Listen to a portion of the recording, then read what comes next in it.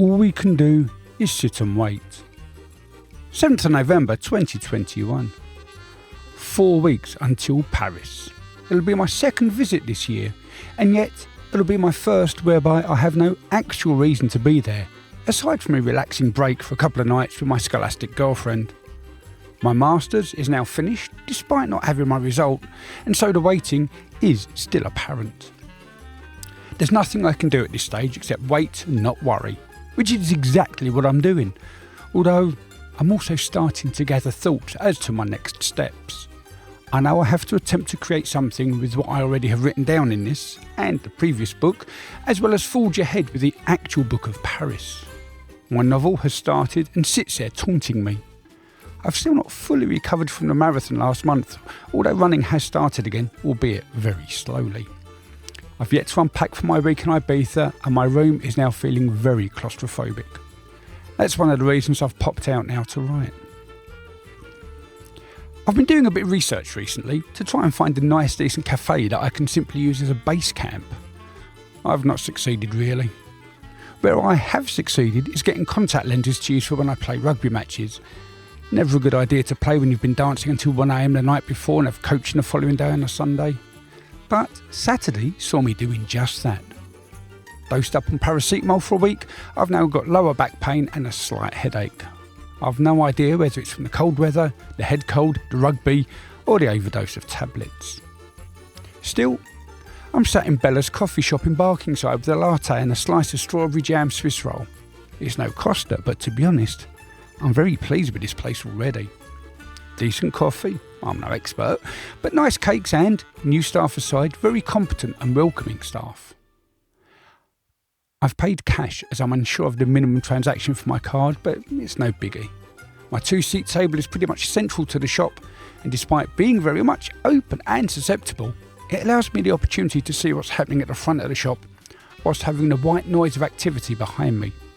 This seat may in fact serve me well for the novel. It depends on how often I can get here on right though. My next physical notebook will be coming along at Christmas time, and Santa delivers it along with the ones to my boys. And December's Parisian trip, whilst too early I believe for the Christmas markets, will enable me to purchase a pens to go along with Santa's notebooks. And that means I won't be properly starting a new book until next year. That said, I have a feeling I'll be using an A4 notepad for the drafting of it. The writing format won't be as relaxed as a master in mastering my masters, so I suspect an amble ramble will be very much in this vein. A behind the scenes notebook of entries allowing notes to be written along the way. Very useful for retrospective work and inspirational guidance. That's the new plan. I have provisionally booked my hotel for next year's trip to Paris. I have a holiday in the Lake District already arranged. This time around I'll be having a girlfriend as well as the boys with me, which means quite possibly the possibility of writing is removed. But that's fine, I have no time constraints this time around. I also won't be upgrading the boys' phones on this occasion. I may be upgrading mine shortly, from the iPhone XR to an iPhone 13 Pro. They have the 12, but I want a better camera than the one I have. It's nowhere near the Huawei Pro 30, but that was a sacrifice I made when deciding to get the Apple Watch. The upgrade all depends on the deal I get with Black Friday. If there's no deal, there's no deal. I'm aiming for the 13 Pro, but if the 12 Pro is a proper deal, I'll take that instead. It's getting to be about the money at this stage in my life. I hate to admit it, but I've been overspending for so many years. I now have to stop if I want to carry on with the life choices I'm starting to make. The trip to Paris next in April, for instance. The room isn't such a big issue, although the rugby trip to the Isle of Wight 3 weeks later will need to be paid for soon, as well as a ferry crossing, and the petrol, and food, which, ferry aside, is the same for the Lake District in July. That break will also include a drive to Scotland again, as it will be my brother's 50th birthday whilst we're away. So, on top of the Isle of Wight and the Lake District is a possibility of a half-term break to Cyprus at the end of May with the boys to go and see my girlfriend. However, before all of these is the April trip to Paris. There's the Eurostar to pay for, as well as meals. But the biggest question mark hanging over the visit is whether or not I attempt to partake in my second marathon. This time, the Paris one. I'm thinking about having the time of both tattooed on my left thigh. with or without the dates and or locations. Everything is still to be decided. I've been sat here for just over an hour now, not constantly writing, but enough to be on my 6th side of A5 notebook. I was asked why I don't write on both sides of the book, the even pages. It's twofold, I guess. Firstly, the bleed through. Although not fully worried, as I always test the paper first, there's something a little off-putting for me going over old or used paper.